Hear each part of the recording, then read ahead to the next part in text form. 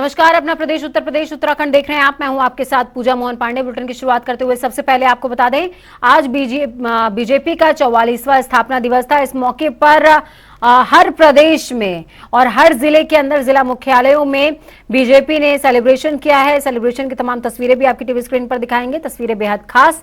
इस मौके पर भाजपा ने मंत्र के साथ में शुरुआत करी है और सेवा सप्ताह के तौर पर बीजेपी इसको मना रही है। चंदौली, देहरादून, हल्द्वानी और लखनऊ, 4 तस्वीरें आपकी टीवी स्क्रीन पर।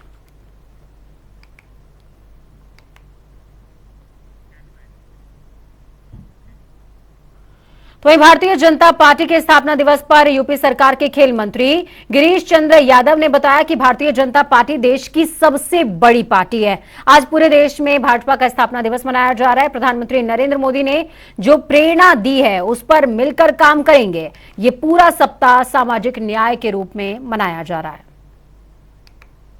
जनता पार्टी का स्थापना दिवस पूरे धूमधाम से मनाया जा रहा है। हमारे साथ खेल मंत्री गिरीश चंद्र जी हैं। सर, प्रधानमंत्री ने आज संबोधन में कहा है कि राम काज कीन्हे बिना मोह कहाँ विश्राम। क्या लगता है कि 2024 की लाइन दे गए हैं वो? निश्चित रूप से आज भारतीय जनता पार्टी के स्थापना दिवस के अवसर पर माननीय प्रधानमंत्री जी का जो मार्गदर्शन मिला है, हम सभी कार्यकर्ताओं को उससे प्रेरणा मिलेगी और नई ऊर्जा, नई उमंग के साथ हम लोग जो है भारतीय जनता पार्टी के लिए काम करेंगे। पूरा सप्ताह सामाजिक न्याय सप्ताह के रूप में मनाया जा रहा है। क्या क्या रूप से जो पार्टी के नेतृत्व द्वारा एक सप्ताह कार्यक्रम जो दिया गया है, उस कार्यक्रम को भी हम सब कार्यकर्ता पूरी जिम्मेदारी के साथ निर्वहन करके उस सब काम को पूरा करेंगे। तो ये भारतीय जनता पार्टी का उत्साह है और मंत्री जिस तरीके से कह रहे थे कि प्रधानमंत्री जो संबोधन दिया है वो हम लोगों के लिए प्रेरणा है। कैमरा सरियाद के साथ अनूप सिंह, जनता टीवी, लखनऊ। बीजेपी के स्थापना दिवस कार्यक्रम में बलिया पहुंचे मंत्री अनिल राजभर ने बंगाल हिंसा को लेकर कहा कि पूरा विपक्ष ममता बनर्जी को आगे करके पश्चिम बंगाल को कश्मीर बनाना चाह रहा है। साथ ही उन्होंने कहा कि जम्मू कश्मीर में शांति को जनता ने देखा है। नहीं, देखिए, हम अपनी बात को फिर से दोहराना चाहते हैं। अब जम्मू कश्मीर में शांति देखने के बाद और वहाँ की जनता जो जागरूक हो गई है, इस बात को विपक्ष समझ लिया। अब उसके पास कोई रास्ता नहीं बच रहा है, तो पश्चिम बंगाल को कश्मीर बनाना चाहते हैं। एक, अगर ममता बनर्जी को पहले से पता था सरकार उनकी है, शांति व्यवस्था कायम करने का दायित्व किसका है? सरकार का ही तो है। भाजपा के स्थापना दिवस को लेकर के सपा चुप बैठ जाए, ऐसा तो हो ही नहीं सकता। प्रवक्ता अमित जैमई ने कहा कि बीजेपी पूंजीपतियों की पैदल सेना है। साथ ही उन्होंने कहा कि 7 सालों में धन्ना सेठों ने 4500 करोड़ जगराता के लिए तो दे दिए। अमित जैमई ने यह भी कहा कि देश की सीमाएं भाजपा राज में सुरक्षित नहीं है, इसलिए 24 में जनता बदलाव चाहती है।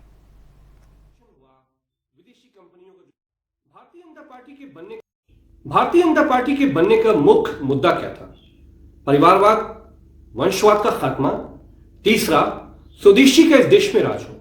लेकिन स्वदेशी के अगर आप नारा उठा के हम देख लें तो सबसे ज्यादा निजीकरण, सबसे ज्यादा एफडीआई का जो इन्वेस्टमेंट है, जो हमारे सारे जो एमएसएमई थे, हमारे सारे जो संस्थान जिसका प्राइवेटाइजेशन हुआ, विदेशी कंपनियों का जो कब्जा हुआ, चाइना का जो कब्जा हुआ, आज हमारे पास एमएसएमई में प्रोडक्शन के लिए कुछ भी नहीं।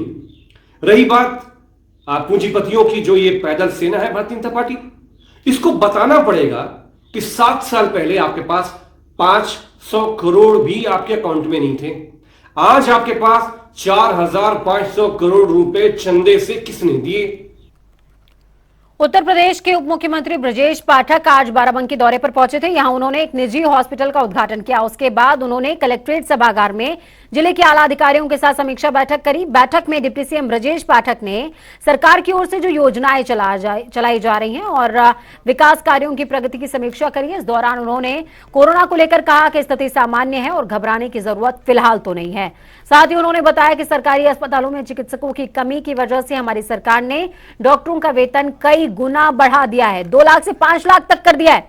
विशेषज्ञ चिकित्सकों की तनख्वाह 5 लाख रुपए तक हमने की है। बाराबंकी जनपद को सर्वश्रेष्ठ जनपद के रूप में स्थापित करना हमारी सरकार का लक्ष्य है।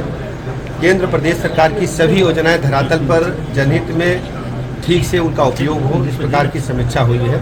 बाराबंकी जनपद में अच्छा काम हुआ है। मैंने जनप्रतिनिधियों के साथ बैठ करके बिंदुवार समीक्षा की है और जो भी आवश्यकता बाराबंकी जनपद को होगी, हर तरह से हमारी सरकार बाराबंकी जनपद को डेवलप करने में अगुवाई करेगी और हर स्थिति में जो भी आवश्यकता हमारे जनप्रतिनिधि महोदय ने बताई उसको हम पूरा करेंगे। सर, कोरोना को लेकर कोई पैनिक जैसी स्थिति नहीं है।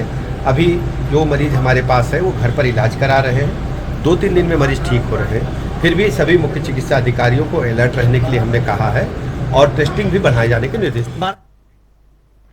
करीबन 2 साल के बाद, माफ कीजिएगा, साल भर के बाद देश के जो गृह मंत्री अमित शाह दोबारा उत्तर प्रदेश आ रहे हैं। इससे पहले वो विधानसभा चुनाव के दौरान प्रचार प्रसार के लिए पहुंचे थे, जबकि इस बार कौशाम्बी महोत्सव में शिरकत करेंगे। गृह मंत्री का कार्यक्रम प्रशासन की ओर से जारी कर दिया गया है। हेलीकॉप्टर से उतरने के बाद सबसे पहले वो मां शीतला के दरबार में मत्था टेकेंगे, फिर समारोह स्थल पहुंचेंगे। करीबन 2 घंटे तक वो दोआबा में ही रहेंगे और कड़ाधाम के फनसैया मैदान में 7 अप्रैल से कौशाम्बी महोत्सव का आगाज हो रहा है। इसका उद्घाटन केंद्र सरकार के गृह मंत्री अमित शाह खुद करने वाले हैं। तो वहीं आज देश धूमधाम के साथ हनुमान जयंती भी मना रहा है। देश के सभी हिस्सों में रैली निकाली गई। भगवान हनुमान के भक्त गानों पर झूमते गाते नजर आए। साथ ही कुछ तस्वीरों में देखा जा सकता है कि कैसे हनुमान जयंती को लेकर भक्तों में उत्साह है और हनुमान जयंती को लेकर पुलिस प्रशासन भी मुस्तैद नजर आया। तस्वीरें आपको दिखा रहे हैं। 5 जगह की ये तस्वीरें हैं, बाराबंकी, लखनऊ, लखीमपुर खीरी, मुजफ्फरनगर और बिजनौर की। हर जगह यात्रा निकली है। कहीं पर भक्तों में नाचते गाते उत्साह दिखाया तो कहीं पर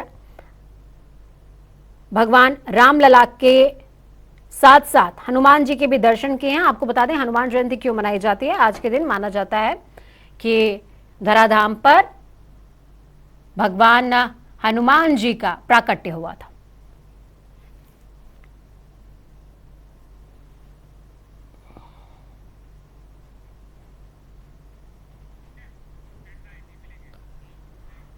तो वहीं मुरादाबाद की अगर बात करें तो आज ब्राह्मण समाज से सभी संगठनों ने प्रदेश की योगी सरकार को चेतावनी देते हुए कहा कि अगर ब्राह्मण समाज सरकार बना सकता है तो बिगाड़ भी सकता है। दरअसल ब्राह्मण समाज के लोग मुरादाबाद पुलिस की कार्यशैली को लेकर गुस्से में हैं, जिसके चलते आज ब्राह्मण समाज के लोग सड़क पर उतरे और कलेक्ट्रेट का घेराव किया है। कलेक्टर को ज्ञापन सौंपा है। और आज आने का मुख्य उद्देश्य ये है कि मुरादाबाद के अंदर पुलिस प्रशासन द्वारा ब्राह्मण समाज के लोगों का उत्पीड़न किया जा रहा है। हत्या ब्राह्मण समाज की हो रही है तो भी जेल ब्राह्मण समाज के निर्दोष लोगों को जेल भेजा जा रहा है, जबकि जो वास्तविक हत्यारे हैं वो खुलेआम घूम रहे हैं। अपराध पर अंकुश नहीं है पुलिस प्रशासन का, चाहे डॉक्टर सहली हत्याकांड हो परिवार का, चाहे आपका श्वेताब तिवारी हत्याकांड हो, चाहे कुशांग गुप्ता हत्याकांड हो। इसमें सबको राजनीति के तहत ललित कौशिक को फंसाने का प्रयास किया जा रहा है। कुशांग गुप्ता हत्याकांड में जैसा आप सभी लोग जानते हैं कि 1 साल पहले मर्डर हुआ, पिता ने मुकदमा दर्ज कराया। निकाय चुनाव और उपचुनाव को लेकर मिर्जापुर प्रशासन तैयारियों में जुट गया है। आज जिला मुख्यालय पर चुनाव कंट्रोल रूम की शुरुआत की गई, जिसका निरीक्षण करने जिलाधिकारी दिव्या मित्तल पहुंची। निरीक्षण करने के बाद मीडिया से बात करते हुए जिलाधिकारी ने कहा कंट्रोल रूम के स्थापित होने के साथ ही टोल फ्री नंबर के साथ अन्य शिकायतों का निपटारा किया जाएगा। दिव्या मित्तल ने बताया कि राजनीतिक दलों के बैनर पोस्टर हटा दिए गए हैं और कहीं अगर रह गए हैं तो उसकी शिकायत मिलते ही तत्काल कार्रवाई अमल में लाई जाएगी। देखिए, कंट्रोल रूम की हमारे यहाँ पे आज शुरुआत हुई है, तो इसमें हमारा toll free number 1950, C vigil, MCMC का जो परीक्षण है, एनजीआरएस के ऊपर जो शिकायतें आएंगी या जो रिक्वेस्ट आएंगी वो सब यहीं से मॉनिटर किया जाएगा। तो अभी हमारा क्रियाशील हो चुका है और सभी तैयारियां हमारे चुनाव की अब गतिशील हो गई हैं और उम्मीद है कि सब कुछ सही रहेगा और अच्छा चुनाव करवा के। बैनर पोस्टर शहरों में लगाए गए जो पुराने चुनाव लगे हैं या पार्टियों में लगे हैं, उन पर क्या कार्रवाई की जाएगी? देखिए, सभी बैनर पोस्टर किसी भी राजनीतिक दल के हों वो सब हटेंगे। बाद में नियमतः जो परमिशन लेके कार्रवाई होगी वो अलग की जाएगी। सभी झंडे हटेंगे, वो हट चुके हैं लगभग सब जगह से। यदि कहीं रह गया हो तो लोग जो है कंप्लेंट हमारे सिस्टम्स पे कर सकते हैं और तत्काल उसका निराकरण। बदलते मौसम के साथ नौनिहाल पेट संबंधी रोगों की चपेट में आ रहे हैं। 14 वर्ष तक के बच्चे उल्टी और डायरिया से पीड़ित हैं। आगरा के सरोजनी नायडू मेडिकल कॉलेज में बाल रोग विभाग में ऐसे बच्चों की तादाद तेजी के साथ बढ़ रही है। चिकित्सकों के हिसाब से इसका मुख्य कारण बच्चों का खान-पान है। एसएनएमसी बाल रोग के विभागाध्यक्ष डॉक्टर नीरज का कहना है कि भर्ती मरीजों का मुख्य रूप से एनीमिया, डायरिया और सर्दी जुकाम से बच्चे पीड़ित हैं, जिनकी तकलीफ को देखते हुए उनका उपचार भी किया जा रहा है। देखिए, इसमें ज़्यादातर आप अगर देखें तो डायरिया या इस टाइप की चीज़ों में ज़्यादातर आप जो पानी पीते हैं उसमें से संक्रमण होने की इसकी संभावना बढ़ जाती है, खासतौर से जैसे आप जॉन्डिस के केसेस में दिखाई पड़े हैं, और ये बिल्कुल आवश्यक है। और इसके साथ अभी देखा गया है कि क्षेत्रों में मीजल्स के केसेस भी आ रहे हैं, और ये केसेस सिर्फ इन कारण है कि लोगों ने जिन्होंने इम्यूनाइजेशन नहीं कराया है और उनके कारण उनमें दिक्कत आ रही है। अभी हमारी टीम कुछ इस्लाम नगर के क्षेत्रों में गई थी, वहाँ पे भी लोगों ने बिल्कुल अपनी जांच नहीं कराई। तो स्वास्थ्य विभाग उन्हीं की मदद कर सकता है जो अपनी मदद खुद करना चाहे। भाई ठीक इलाज मिलेगा तो बच्चे एडमिट होंगे। और मैंने देखा है कोविड के बाद यहाँ पे आम जनता में काफ़ी अच्छा मैसेज गया है। उसके पश्चात जो है ना, बच्चे जो प्राइवेट में इलाज नहीं करा सकते या ज़्यादा क्रिटिकल है, प्राइवेट में उन्हें लेते नहीं हैं, उन लोग ताजनगरी में जहां एक तरफ कोविड-19 के मामले बढ़ते हुए दिखाई दे रहे हैं, तो वहीं दूसरी तरफ नौनिहालों पर कहर बनकर कुछ बीमारियां टूट पड़ी हैं, जिनमें से हेपेटाइटिस है, पीलिया है और तमाम ऐसे रोग हैं जिनके चलते उनको आज यहां सरोजनी नायडू मेडिकल कॉलेज में भर्ती होने की नौबत आ पड़ी है। अब यहाँ पर 80 से अधिक बच्चे मरीज हैं और हालात ये है कि एक एक बेड पर 2-2 बच्चों को रखा गया है। इससे समझा जा सकता है कि यहाँ पर आगरा में बच्चों के अंदर तमाम बीमारियां ग्रसित हो रही हैं, जिसके चलते स्वास्थ्य विभाग भी चिंतित दिखाई दे रहा है। और यहाँ पर सरोजनी नायडू मेडिकल कॉलेज के अंदर चिकित्सक उनको हर संभव उपचार देने का प्रयास कर रहे हैं। अब देखना होगा कि जिस तरीके से आगरा में कोविड-19 और बाल रोग विभाग में बच्चों की तादाद बढ़ती हुई दिखाई दे रही है, स्वास्थ्य महकमा और एसएन मेडिकल कॉलेज उस पर किस तरीके से रोकथाम लगा पाता है। प्रदीप रावत, जनता टीवी, आगरा। प्रदेश में लगातार हो रही बारिश और ओलावृष्टि की वजह से किसानों को काफी नुकसान पहुंचा, जिसके आकलन के लिए कृषि मंत्री गणेश जोशी ने अधिकारियों के साथ बैठक करी। बैठक में किसानों को दिए जाने वाले मुआवजे को लेकर मंथन हुआ है। कृषि मंत्री गणेश जोशी ने कहा कि हम प्रदेश के किसानों को आश्वस्त करना चाहते हैं कि प्रदेश सरकार संकट की घड़ी में किसान के साथ खड़ी है और जल्द ही उनकी आर्थिक मदद की जाएगी। अतिवृष्टि से जो क्षति हमारे प्रदेश में फसलों की हुई है, उसका क्षेत्रफल 35,618 हेक्टेयर है। और उस क्षति के क्षेत्र में से जो आपदा के मानक हैं कि 33% से अधिक अगर क्षति होती है तो वो उसके मानक में आते हैं। उसका क्षेत्रफल 7,403 हेक्टेयर है। और इनको तो हम आपदा के मानक के अनुरूप इनको हम मुआवजा देंगे। इसमें असिंचित क्षेत्र हेतु 8,500 प्रति हेक्टेयर और न्यूनतम 1,000 रुपये राहत राशि है। सिंचित क्षेत्र हेतु रुपये 17,000 प्रति हेक्टेयर व न्यूनतम 2,000 है। फलदार पौधों के लिए 22,500 प्रति हेक्टेयर व न्यूनतम 7,500 है। रेशम कीट पालन के लिए 6,000 प्रति हेक्टेयर। उत्तराखंड कांग्रेस ने भले ही संगठन स्तर पर जिला अध्यक्षों का बदलाव कर दिया हो, लेकिन बयानबाजी अभी भी लगातार जारी है। कांग्रेस में जिला अध्यक्षों की सूची जारी होने के साथ ही हंगामा भी शुरू हो गया। पहले किच्छा विधायक तिलकराज जब्बेहर ने गढ़वाल की उपेक्षा का आरोप लगाया, तो उसके बाद पूर्व प्रदेश अध्यक्ष प्रीतम सिंह ने गढ़वाल की उपेक्षा का मुख्य कारण प्रदेश प्रभारी देवेंद्र यादव को करार दे दिया। ऐसे में अब एक बार फिर से संगठन में अनुशासनहीनता की बात सामने आने लगी है।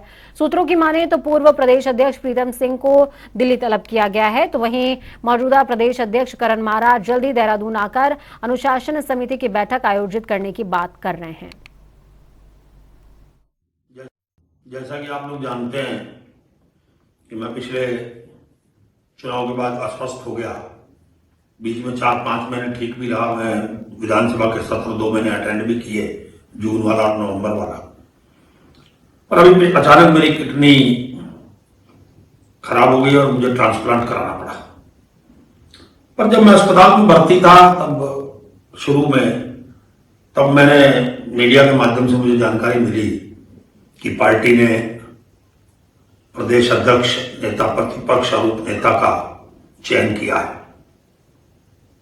अच्छा लगा, पार्टी का निर्णय है। पर उस समय मेरे मन में ये बात आई थी कि अच्छा होता एक पद गढ़वाल को देते, एक पद महत्वपूर्ण कुमायूं को देते और एक पद तराई को देते। नहीं, देखिए, क्योंकि स्वाभाविक बात है कि राष्ट्रीय नेतृत्व द्वारा प्रभारी प्रदेशों में नियुक्त किए जाते हैं और उन प्रभारियों से अपेक्षा की जाती है कि वो सबसे विचार विमर्श करने के उपरांत जो है कार्य करने का काम करें। लेकिन विधानसभा चुनाव के बाद प्रभारी नदारत है और दिल्ली से बैठ कर के तुगलकी निर्णय लेने का काम कर रहे हैं, और जो मैं समझता हूँ कि कदापि कांग्रेस के हित में नहीं है। और आपने देखा भी होगा कि समय समय पर आक्रोश जो है लोगों में लगातार बढ़ता जा रहा है। भाजपा आज पूरे प्रदेश में अपना 44वां स्थापना दिवस मना रही है, जिसकी जानकारी देते हुए भाजपा के प्रदेश महामंत्री खिलेंद्र चौधरी ने बताया कि आज हर मंडल, बूथ और गांव में ध्वजारोहण के साथ ही कई कार्यक्रम किए गए। अगले एक सप्ताह तक प्रदेश में सामाजिक न्याय सेवा सप्ताह मनाया जाएगा, जिसके तहत प्रदेश के 11,668 बूथों पर अलग अलग तरह के कार्यक्रम आयोजित किए जाएंगे। आज भारतीय जनता पार्टी का 43वां स्थापना दिवस है और इस अवसर पर भारतीय जनता पार्टी सेवा के रूप में कार्य करती है और भारतीय जनता पार्टी ने आज पूरे देश में जो सेवा के कार्य सामाजिक न्याय सेवा सप्ताह के रूप में भारतीय जनता पार्टी इसको मना रही है। और सामाजिक न्याय सेवा सप्ताह में आज मोदी जी का उद्बोधन हुआ। हमारा हर बूथ पर भारतीय जनता पार्टी के कार्यकर्ताओं ने बूथ स्तर पर मोदी जी के उद्बोधन को सुना है और सुनने के बाद आज दीवार लेखन के भी हमारे कार्यक्रम शुरू होने वाले हैं। इसके साथ साथ प्रत्येक हमारा जो मोर्चा है, मोर्चे को भी हमने सेवा के काम दिए हैं।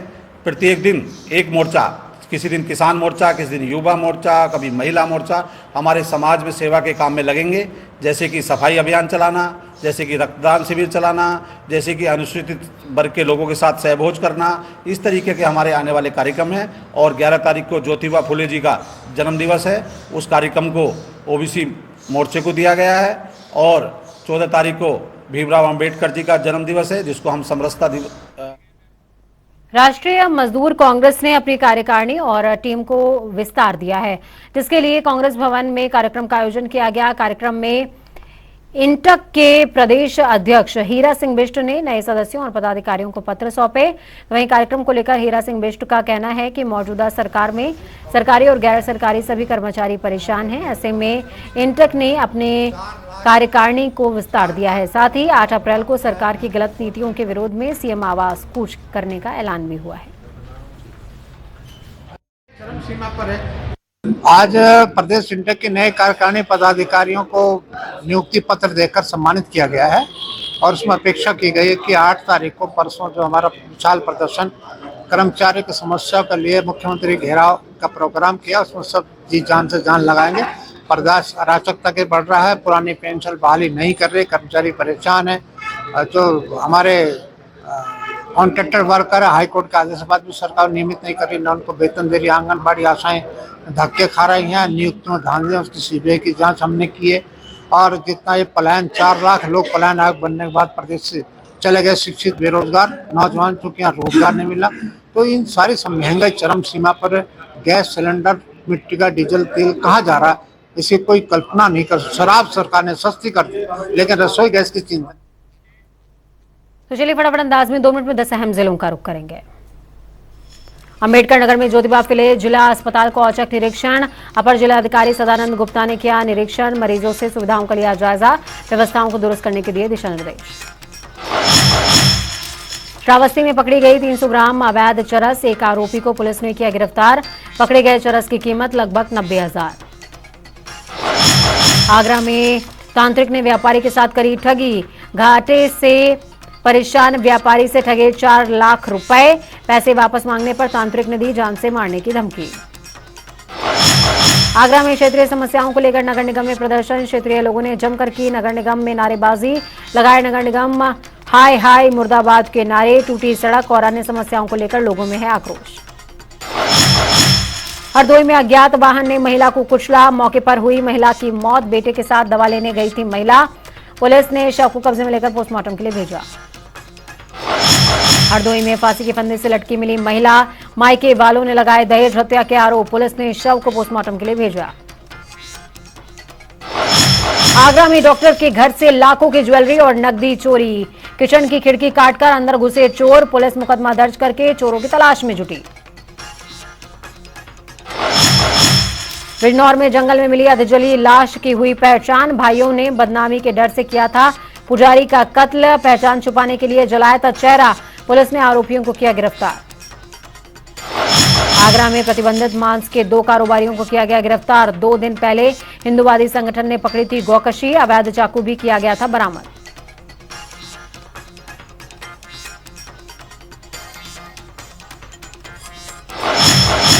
ललितपुर में एक ही परिवार के 2 पक्षों में खूनी संघर्ष। एक पक्ष के 4 लोग गंभीर तौर पर घायल। खेत पर महुआ उठाने को लेकर हुआ विवाद। घायलों को अस्पताल में इलाज के लिए पहुंचाया गया। मामले की तफ्तीश में जुटी पुलिस।